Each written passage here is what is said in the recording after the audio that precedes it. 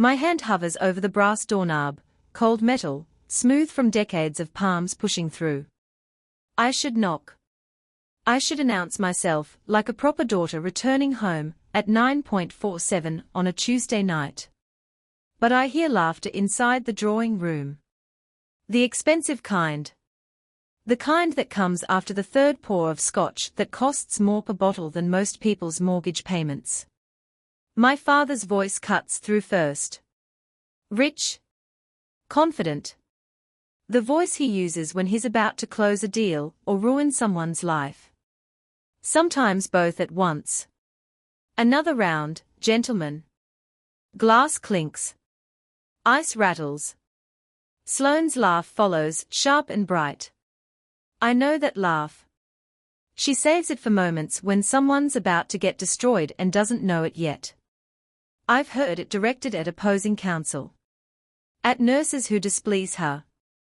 At me when I was 19 and stupid enough to think my computer science degree impressed anyone in this family. I should walk away. Drive back to my anonymous apartment with its second-hand furniture and working locks that keep out everyone, including the people who share my last name. But then I hear it. 3 words that root my feet to the Persian runner beneath them. Rosewood Cottage sale. My grandmother's house. The only place in my entire childhood where someone looked at me and saw something other than a disappointment in a cardigan. I lean closer. The door is old. The seal imperfect. Sound travels. 20 million. My father's voice carries the weight of confession. Bad cases. Thought I could win them. Gambled wrong. Bryce Sterling speaks next. My ex-boyfriend. The one who told me I was brilliant right before he told me I wasn't wife material. His voice has that oily quality investment bankers cultivate. Smooth and slick and utterly without friction. The cottage appraises at $850,000. Quick sale. Clean paperwork. My commission is 8%. $160,000 for me. Enough to cover your immediate obligations. And Meredith never has to know the extent of the problem. Sloane laughs again. She won't ask questions. She never does. Just signs whatever you put in front of her, and smiles like a grateful puppy. My chest tightens. Not with surprise. With recognition. I could fix this. Right now. I could open this door, walk in, and offer to write a check. $20 million is nothing. Less than nothing. Ether Systems cleared $40 million in revenue last quarter alone, and the IPO opens tomorrow morning at a projected $84 per share. But I don't move. Because my father is still talking. Don't worry about her. She's too stupid to read the fine print. She'll sign whatever we put in front of her just to get a pat on the head. The words land like a fist to the sternum. Not a slap. A punch. The kind that knocks the air from your lungs and leaves you gasping. Stupid. She's been playing with computers for years. Sloane's voice drips with contempt. Still no real job. Still living in that sad little apartment. I posted a throwback photo of her last week, remember? From when she was 19. The comments were brutal. Everyone asking when she'll grow up and get a real career. At least the cottage sale is clean. Bryce again. Always Bryce. Calculating his angle. She won't even understand what she's signing. Just tell her it's trust fund paperwork. She'll believe anything. My hand drops from the doorknob. 3 years ago, I paid off Sloane's credit card debt. $50,000 in charges for handbags and spa, weekends and bottles of wine that cost more than some people's cars.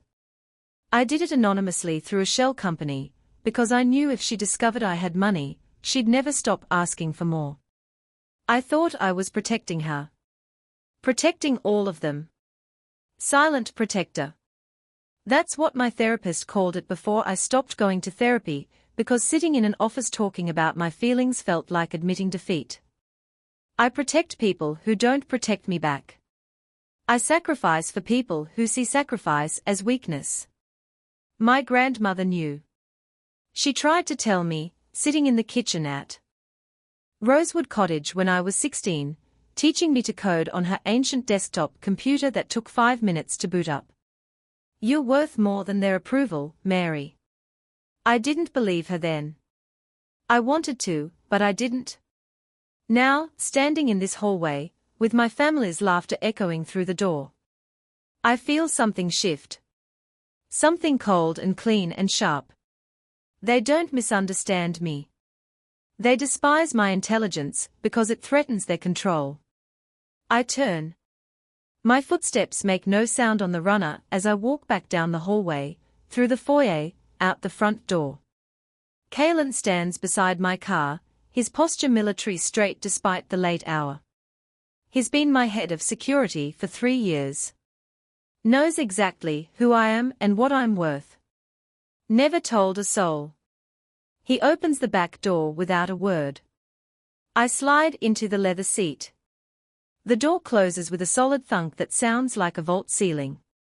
Get me the audit logs for Scott and Partners, I say. My voice sounds different. Lower.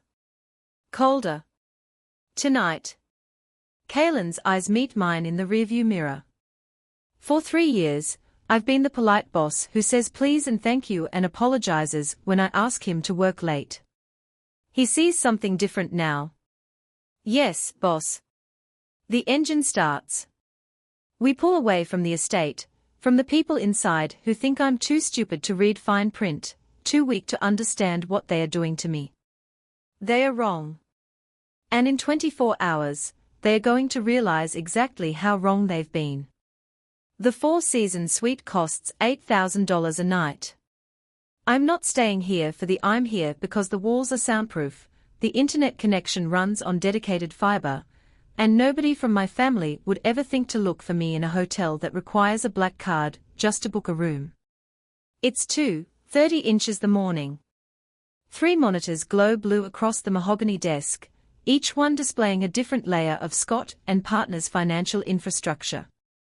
My fingers move across the keyboard without conscious thought, muscle memory, from 10,000 hours of coding, translating into commands that peel back every transaction, every wire transfer, every desperate attempt my father made to cover his losses.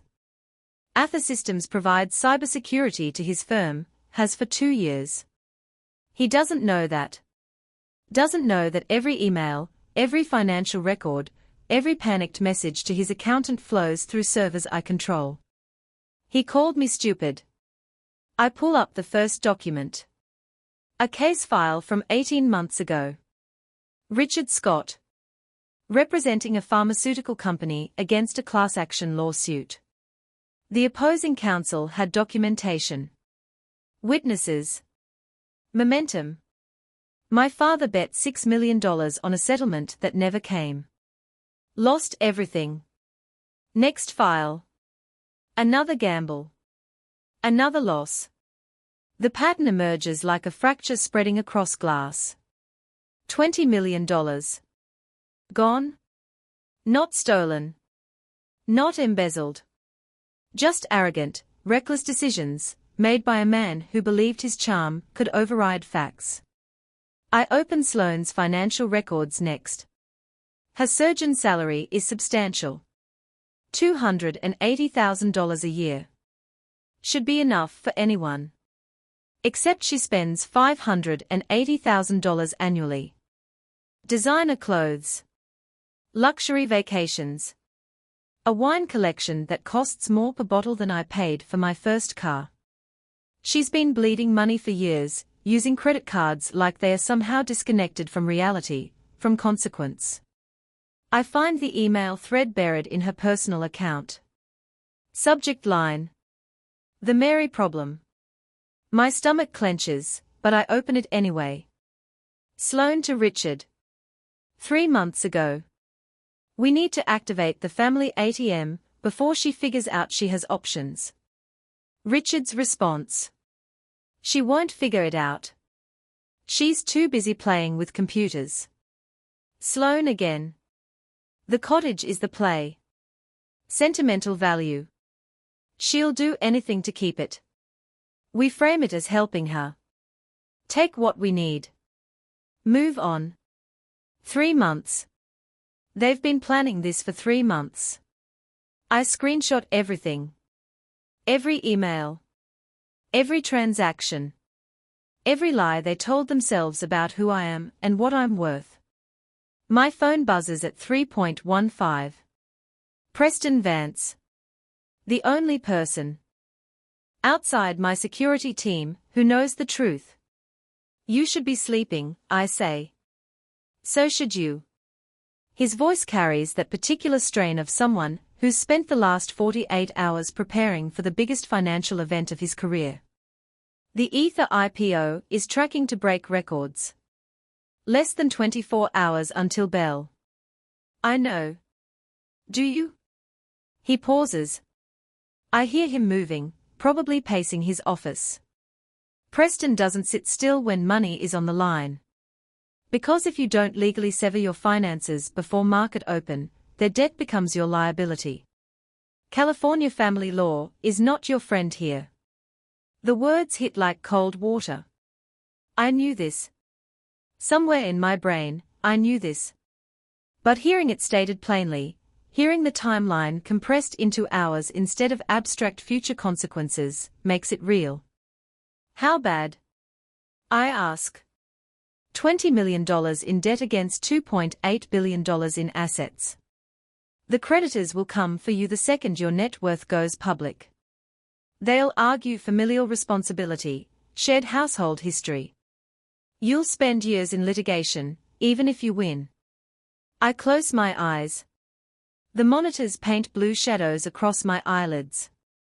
Save them or save your empire, Preston says. You don't get both. I've been saving them my whole life. Anonymous payments, quiet fixes, problems that disappeared before they knew problems existed. And they still see me as stupid. I need a quitclaim deed, I say. For Rosewood Cottage. That's not enough. You need a full financial separation waiver. Every future claim, every potential liability. Can you bury it in the language? Page 7, paragraph 3. Make it look like standard charity paperwork. Preston goes quiet. When he speaks again, his voice has changed. That's scorched earth. That's survival. They'll sign it without reading. You know they will. I'm counting on it. Another pause. Longer this time. I can almost hear him weighing the ethics against the necessity, the familial obligation against the cold mathematics of wealth preservation. The friends and family IPO allocation. He says finally. If you include the waiver, they forfeit everything. How much? 1.5 million shares at projected opening. If we hit $84 per share, that's $126 million. If the stock performs the way I think it will. He trails off. I do the math instantly. If the stock quadruples like similar IPOs have, if Ether Systems proves what I know it can prove, the forfeiture becomes $500 million. They wanted to steal my grandmother's house for $850,000. I'm about to let them sign away $500 million. Draft it, I say. Have it ready by noon. Meredith. Preston's voice softens. He almost never uses my full name. Are you sure? I look at the monitors. At the evidence of their contempt displayed in financial transactions and casual cruelty. At the email where Sloane called me an ATM, they haven't activated yet. I've never been more sure of anything in my life. We end the call.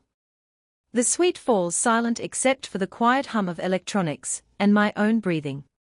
Kalen knocks once, enters without waiting for permission. He's carrying a black folder, the kind lawyers use for documents that matter. The deed? I ask. Drafted, reviewed, notarized, and ready for signature. He sets it on the desk. They don't deserve you, boss. But I look up at him. Kalen never editorializes, never offers opinions. He provides security, maintains silence, executes orders without question. No, I say, they don't. He nods once, turns to leave. Kalen. He stops. Thank you. Just doing my job, boss. But we both know that's not true. His job is protecting my body. What he's actually protecting is something else entirely. After he leaves, I open the black folder. The quitclaim deed sits on top, official and innocuous. Underneath, buried in dense legal language exactly where I specified, the waiver clause waits like a landmine. They think I'm too stupid to read fine print. They are about to learn exactly how wrong they are. The Instagram notification hits my phone at 8:04 a.m. I'm sitting in my car outside a coffee shop 3 blocks from my apartment, engine idling, watching steam rise from a paper cup I haven't touched. The screen lights up with Sloane's post. It's a photo of me at 19, unwashed hair pulled into a messy ponytail, oversized hoodie swallowing my frame, hunched over a laptop in the corner of the campus library. Dark circles under my eyes like bruises. I remember that night. 72 hours into a coding marathon, living on vending machine coffee, and the kind of obsessive focus that makes you forget meals exist. The caption reads, TBT. To little sis's lost years tinkering with code. Some of us grew up. Family love. Priorities. 847 likes already.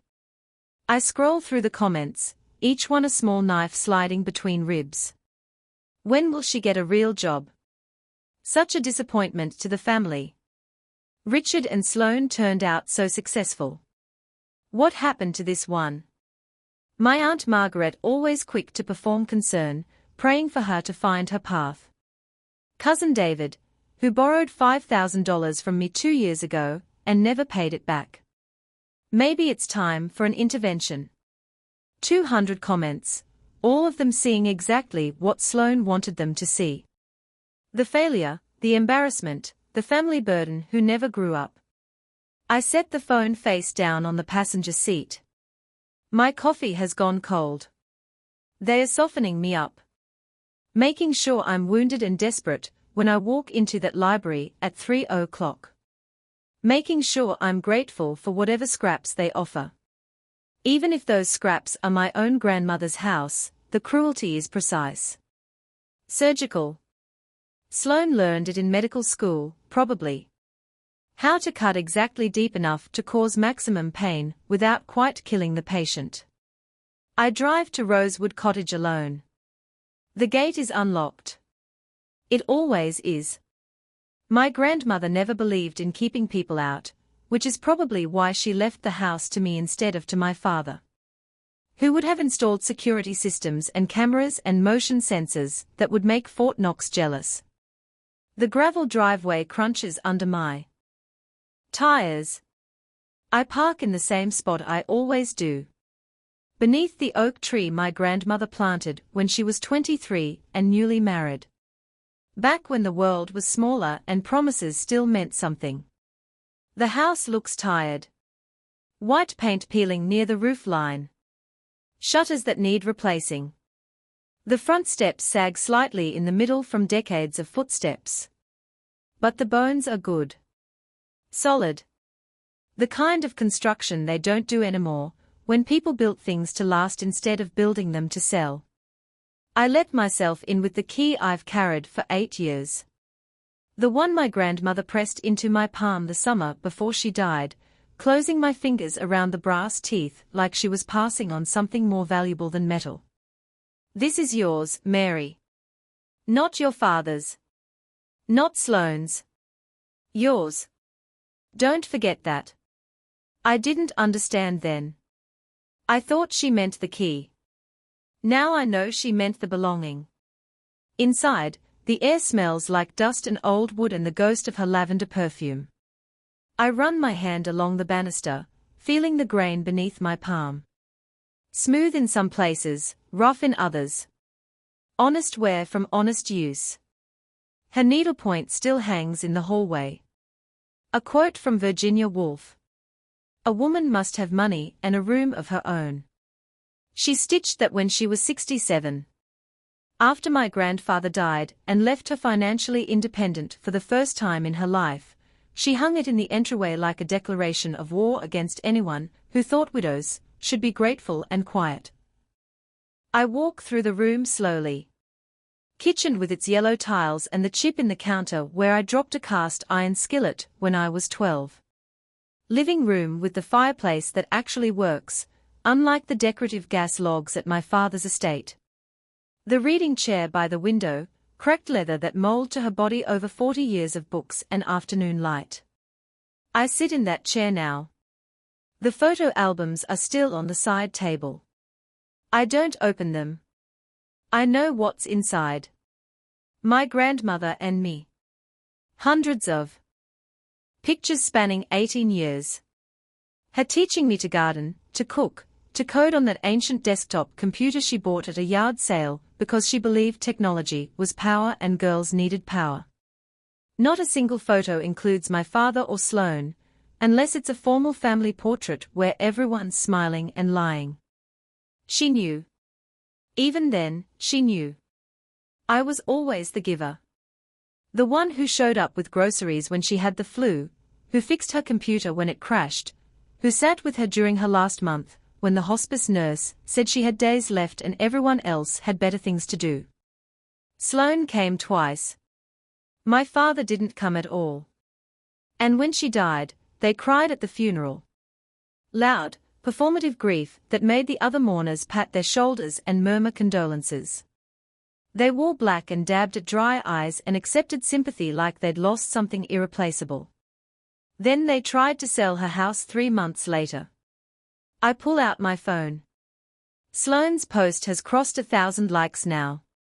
The comments have multiplied.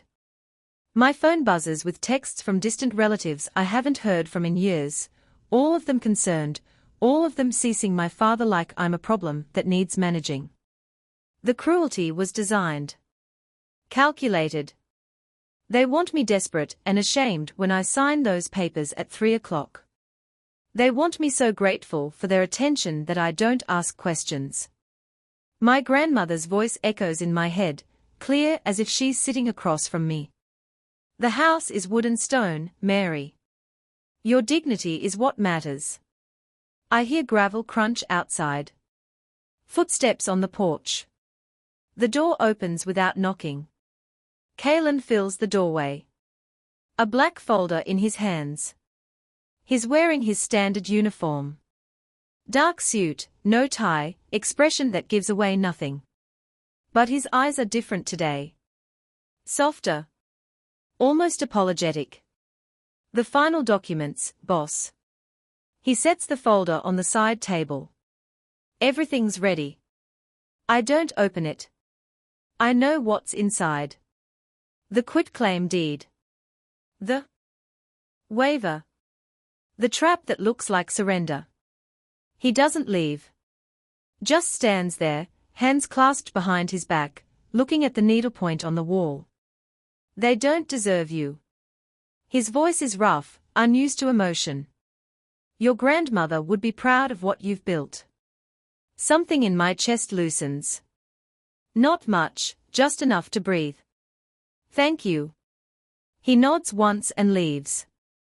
The door clicks shut behind him. My phone buzzes. Preston's name lights up the screen. IPO opens at $84 per share. You're about to become a billionaire. Ready? I type back with steady fingers. More ready than they'll ever know. 2 o'clock arrives faster than it should. I stand in my apartment bathroom, staring at the black suit hanging on the back of the door. Tom Ford, tailored to fit like armor. I bought it 6 months ago for board meetings with investors who needed to believe a 26-year-old woman could run a company worth billions. Today, I'm wearing it to a family party. I dress slowly. Each piece deliberate. The suit, the white silk blouse beneath it. The Patek Philippe watch that costs more than my father's car. My reflection stares back. Stranger and familiar. The woman my grandmother always knew I'd become. 2:47 p.m. 1 hour before market close. I get into the town car. Kalen drives without asking where we are going. He knows. I text Preston. The bait is ready. Let them take it. His response is immediate. They won't know what hit them. The car pulls away from my apartment building. I don't look back. Don't need to. That life ends today.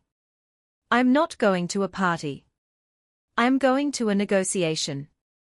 And they wanted to see me sign my life away. They'll get their wish. Just not the way they expect. The library smells like leather and lies. Old money and older secrets. I used to love this room when I was a kid. Back when I thought the floor-to-ceiling bookshelves meant my father valued knowledge. Now I know they are just expensive wallpaper. Half those books have never been opened. Richard sits behind the mahogany desk like a king granting audience. His personal attorney stands beside him, some grey suit with a forgettable face and a very memorable hourly rate. Bryce leans against the bookshelf to my left, arms crossed, that smug little smile playing at the corners of his mouth. The smile that says he's already counting his commission. It's 3 o'clock. 1 hour until market close. The door opens behind me. Sloane's perfume arrives 5 seconds before she does, something French and floral and suffocating. She sweeps past me without acknowledgement, taking her position at Richard's right hand like she's been doing since we were children, the favored daughter. The one who became a surgeon, who married well, who posts perfectly filtered photos of her perfectly curated life. Thank you for coming, Meredith. Richard's voice carries that particular tone. The one that sounds warm, but isn't, the one he uses on clients right before he explains why their case is hopeless. I know this is short notice. You said it was important. I keep my voice soft, uncertain. The way I used to sound at 19, when I desperately wanted him to notice me, to see me, to value anything I did. It is. He gestures to the chair across from him. Please. Sit. I sit, fold my hands in my lap, let my shoulders curve inward just slightly, the body language of someone who's never learned to take up space. The attorney slides a document across the desk. Heavy bond paper. At least 20 pages. The title is printed in bold. Trust fund release and property transfer. My heart doesn't race. My hands don't sweat. But I make sure they think they do. We've been discussing your future, Richard begins. He actually sounds paternal, concerned. Like he's about to do me a favor instead of rob me blind. You're 26 years old, still trying to find your path. That's admirable, sweetheart, but it's time we helped you get started. Started with what? I let my voice crack just a little. Just enough. With your life. Sloane's tone could cut glass. We are releasing $50,000 from the family trust. Seed money for your little computer hobby. Little computer hobby. The words sit in my chest like stones. Ether Systems employs 217 people. We provide cybersecurity infrastructure for 70% of the Fortune 500. Our quarterly revenue exceeds what their law firm makes in 2 years. But I don't say any of that. Instead, I pick up the document with trembling fingers. Real trembling this time, not from fear, but from the sheer effort of not laughing in their faces. I scan the first page. Standard trust release language. Page 2 outlines the $50,000 payment. Makes it sound generous, necessary, overdue. By page 3, we're into property transfer clauses. By page 7, paragraph 3, they are taking everything. Rosewood Cottage. My grandmother's house. The only place I ever felt safe. They are transferring the deed to cover outstanding family obligations. $20 million in gambling debts, disguised as legal fees for bad cases, Richard took because he thought he was smarter than everyone else in the courtroom. He wasn't. The cottage appraises at $850,000. They are trading my inheritance for 4% of what they owe, and they think I won't notice because I'm too stupid to read past the money part. This is very generous. The attorney speaks for the first time. His voice has the practiced neutrality of someone who's witnessed a lot of terrible things and cashed a lot of checks anyway. Given your situation, Ms. Scott, I'd say your family is being extraordinarily accommodating. My situation. Like I'm the problem. Like I'm the one who gambled away millions and dragged everyone else down with me. I don't understand. I look up at Richard, let my eyes get wet.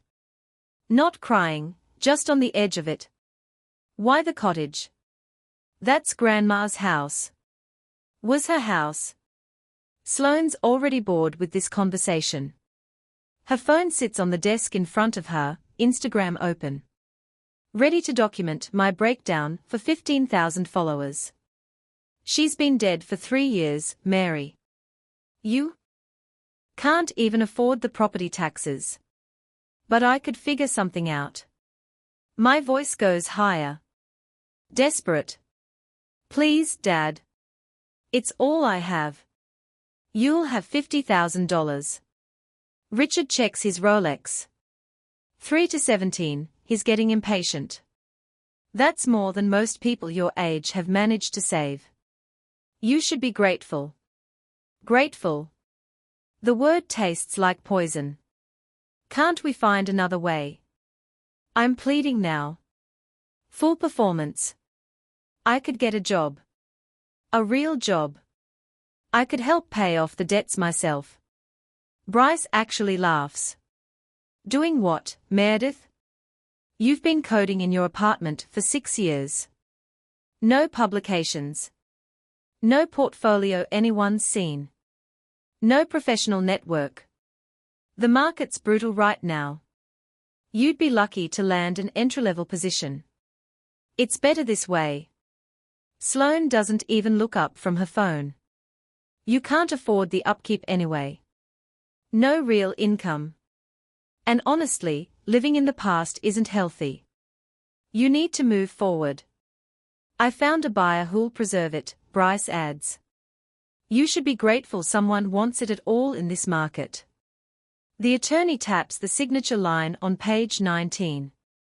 Miss Scott, I have another appointment at 4. If we could finalize this now. Richard leans forward. His expression shifts. Not paternal anymore. Just cold. Sign it or get nothing. We are done coddling you, Meredith. It's time you learned how the real world works. The clock on the wall reads 3.42. 18 minutes until market close. Sign the document. Richard bites off each word. I reach for the pen, allowing my hand to tremble visibly. But before the tip touches the paper, I stop. I want a copy, I whisper. For my records. Grandma always said to keep records. Richard rolls his eyes. For God's sake. It's standard procedure, Mr. Scott. The attorney murmurs, pulling a duplicate set from his briefcase. Actually, it's better for enforcement if we have duplicate originals, both parties holding an executed copy. He slides the second set across the mahogany. I sign the first one, then the second. My handwriting looks broken. Uncertain on both. Richard signs.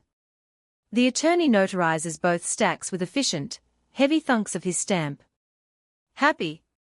Richard snatches his copy before the ink dries. Doesn't read past page 2. Never even glances at page 7. I pull my copy toward me, folding it slowly, clutching it to my chest like a security blanket. Thank you, Daddy. Excellent. Richard stands. I am glad we could resolve this efficiently. The funds will be transferred to your account by end of week. They leave. All of them. Sloane already typing something on her phone, probably a post about difficult family members and tough love. Bryce shoots me one last pitying look, before following them out. The attorney packs his briefcase without a word. The door closes. Silence. I count to 10. Then 20. Making absolutely sure they are gone. The tears vanish. Just gone. Like turning off a faucet. I check my Patek Philippe. 3.47, 13 minutes to close. Checkmate. I whisper to the empty room. I stand and smooth my jacket, checking that the duplicate original is secure in the inner pocket. The document includes complete waiver of all future familial financial claims, including, but not limited to, friends and family stock allocations, inheritance expectations, and corporate benefits. They just signed away $504 million for $50,000 and a cottage worth $850,000. I walk to the French doors that open onto the terrace. Outside, the garden party is already starting. I can hear the string quartet tuning up. I'm not leaving. Not yet. 11 minutes until they realize what they've done. 11 minutes until everything changes. The champagne tastes like victory. At least, that's what Richard thinks as he raises his glass at the podium, surveying 200 guests, scattered across the manicured lawn of the Scott estate. String quartet. Uniformed servers. Flower arrangements that cost more than most people's monthly rent. I stand near the back, black suit, sharp as a blade, watching him perform. To family legacy, he announces, voice carrying. Across the garden with practiced authority. To the businesses that define excellence in our community. Take Ether Systems, for example. Remarkable cybersecurity firm. Their IPO today represents everything American enterprise should aspire to. Innovation. Discipline. Vision. Sloane stands beside him, phone held high. Instagram live stream. 15,000 viewers watching her father pontificate about success while she angles for the perfect shot. Her smile is luminous. She thinks she's won. Unlike some hobbies, Richard continues, and I feel the shift coming before he makes it. Not everyone understands the difference between serious business and playing with computers in a basement, but that's fine.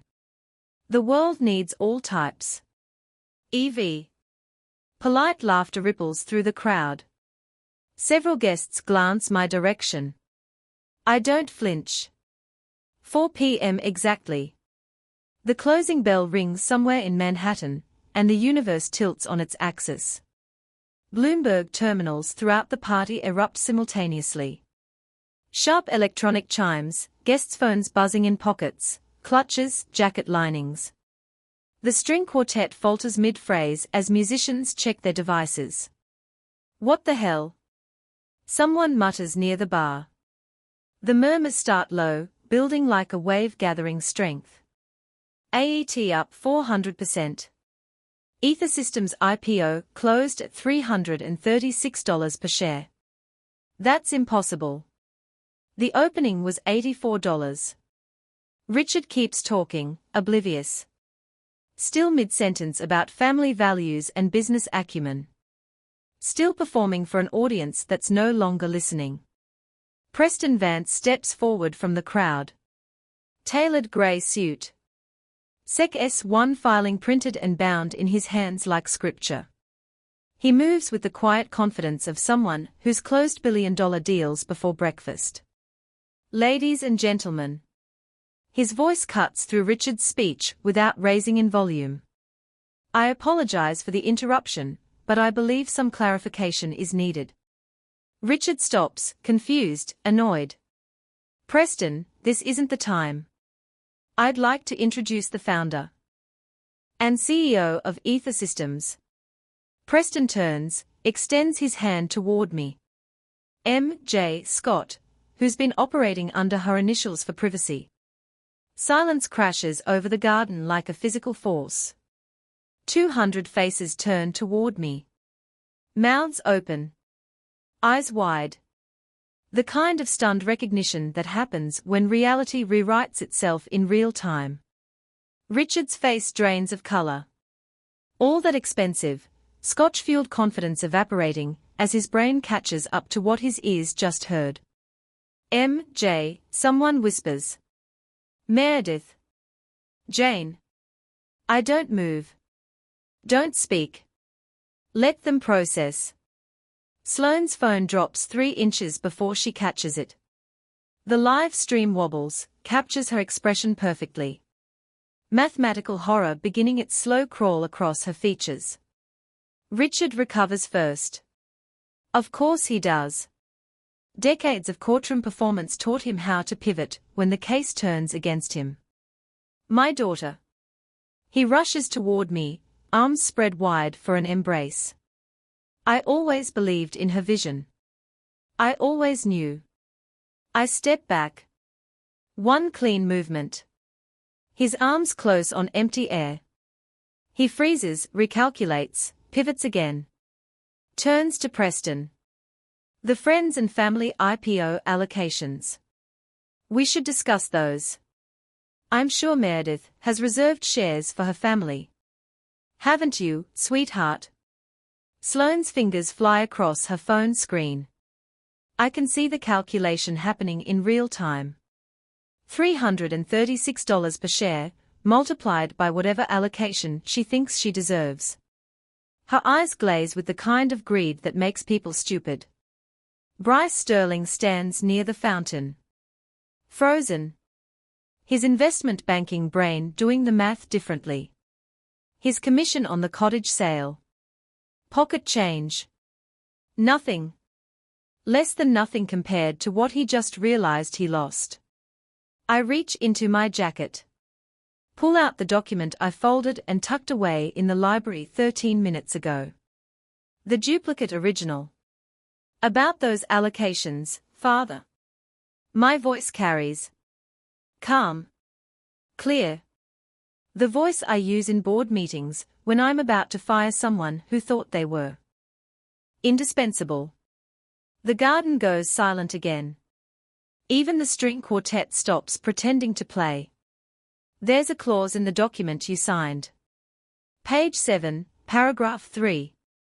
Would you like me to read it, or would you prefer to read it yourself? Richard's face shifts.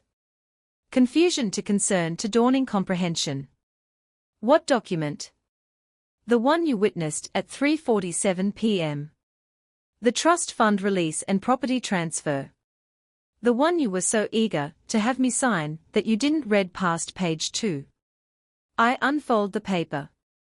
Hold it up so the guests closest can see the notary seal. The witness signatures.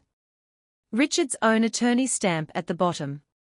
Complete waiver of all future familial financial claims. I read aloud. Each word landing like a hammer blow, including but not limited to, friends and family stock allocations, inheritance expectations, and corporate benefits. Sloane's phone clatters to the flagstone. Doesn't shatter. Just lies there, live stream still running, capturing her face as understanding destroys her from the inside out. Preston steps forward again. Numbers man. Always has the data ready. The friends and family allocation was 1.5 million shares. At the closing price of $336 per share, that's $504 million. Someone gasps. Multiple someones. The math is too big, too devastating, too perfectly brutal to process quietly. You forced them to sign it away. Preston continues looking at Richard. For $50,000 and $850,000. Richard's mouth opens. Closes. Opens again. No sound emerges. His lawyer brain trying desperately to find the loophole. The out? The appeal? There isn't one. He witnessed the signature himself. Their greed, I say quietly, cost them $500 million. Sloane makes a sound. Not quite a sob. Not quite a scream. Something between the two that belongs to someone watching their entire future collapse in real time. I turn to Richard. Make sure every witness hears what comes next. Ather Systems is also raising Scott and Partners' cybersecurity premiums by 20%. Effective immediately. Consider it professional risk assessment based on high-risk client status. 140 witnesses. Including his law partners. Including the judges he plays golf with. Including everyone who matters in his professional world. Sloane's Instagram live stream captured everything. 15,000 viewers watched her face register mathematical horror. Watched her father try to claim credit for success he'd mocked. Watched the family that called me stupid lose $500 million because they couldn't read 7 pages of legal documents. Bryce's investment banking reputation just died. Association alone will kill him in this industry. Nobody trusts a banker who can't spot a trap that obvious. I fold the document. Slide it back into my jacket. Turn toward the exit. Enjoy the party, I say over my shoulder. It's the last thing I'm paying for. Kaylin waits by the car. Opens the door without a word. I slide into the leather seat. The door closes with a sound like a vault ceiling. Behind me, the garden erupts in whispers. Phones out. Messages flying. The story spreading like wildfire through networks that will carry it to every corner of their professional lives.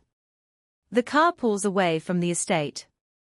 Away from the people inside who thought I was too stupid to read fine print.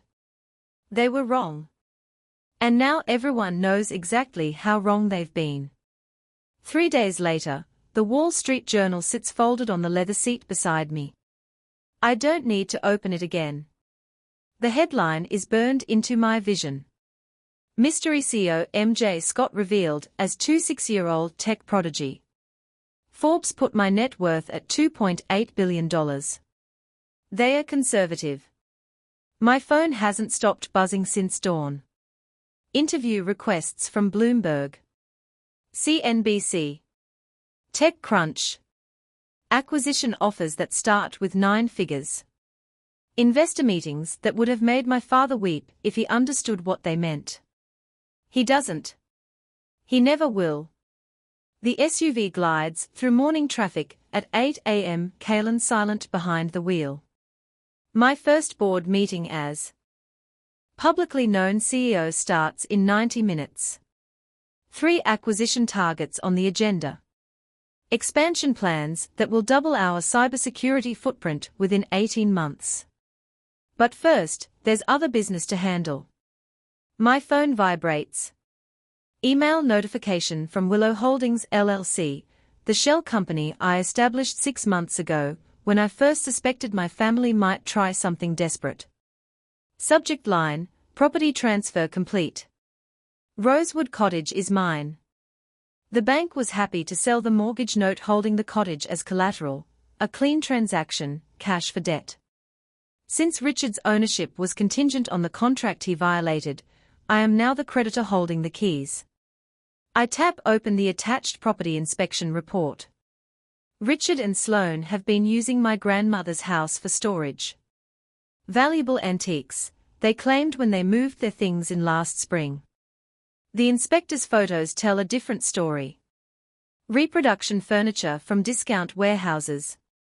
Costume jewelry in fake Tiffany boxes. A collection of paintings that might fool someone who shops at hotel liquidation sales. They plan to have it all appraised fraudulently. Insurance fraud, most likely. Another scheme. Another shortcut. Another crime. They thought I was too stupid to notice. I attached the digital eviction notice to my response email. 30 days to remove their belongings. Standard legal language. Professional. Cold. Send. My father's attorney calls 6 minutes later. I let it go to voicemail. Listen while I watch the city roll past my window. Threats of litigation. Accusations of elder abuse, of theft, of manipulating a confused old man who only wanted to help his daughter. I save the voicemail. Evidence. Always evidence. Review the quitclaim deed. I text back. You witnessed the signature. Everything is legal. Everything is documented. This conversation is over. Block number. Sloane's voicemail comes through next. I play the first 3 seconds. Rage. Tears.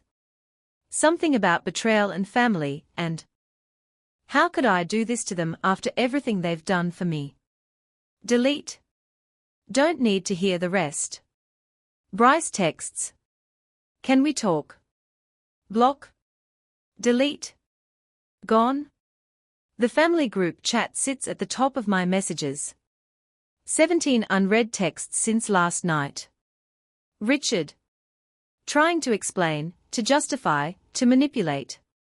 Sloane demanding I fix this, that I apologize, that I remember who raised me, distant cousins and aunts chiming in with their opinions about my responsibilities, and my selfishness, and my ungrateful nature.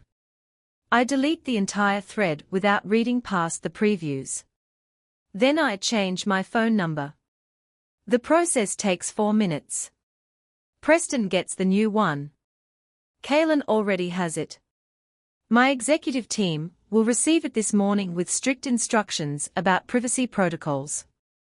Everyone else can figure out how to contact me through official channels, if they are worth my time. The board meeting agenda glows on my tablet screen. Expansion into 3 new markets. Acquisition targets that will solidify our position as the dominant cybersecurity provider for financial institutions. Revenue projections that made our CFO double-check his calculations. I'm ready. More than ready. The SUV pulls up to Ether Systems headquarters at 8:47 a.m. Modern glass and steel. 5 stories. Our name in brushed metal letters that catch the morning sun. I had them installed last week while the IPO was still pending. No more hiding. Through the glass walls, I can see the lobby. 200 employees gathered, waiting. Someone must have sent a message that I was arriving. Kaylin opens my door. The cool morning air carries the scent of success and coffee and something new. Something that belongs entirely to me. They start clapping before I'm through the entrance. A standing ovation that echoes off the marble floors and high ceilings. My people. My team. The family I chose instead of the one I was born into. Preston appears at my elbow. Immaculate in his suit. Eyes bright with something that might be pride. Ready, MJ? I look at the faces watching me. Young engineers who bet their careers on my vision. Executives who left prestigious positions to build something real. Security specialists who understand that protection means more than just code. I've been ready my whole life, I tell him. They just couldn't see it. We walk through the applause, through the lobby, toward the executive elevators that will take me to the boardroom where I belong. The past stays behind me where it belongs. The future is mine. If you enjoyed the story, don't forget to like, share it with someone who'd love it, and subscribe for more stories like this.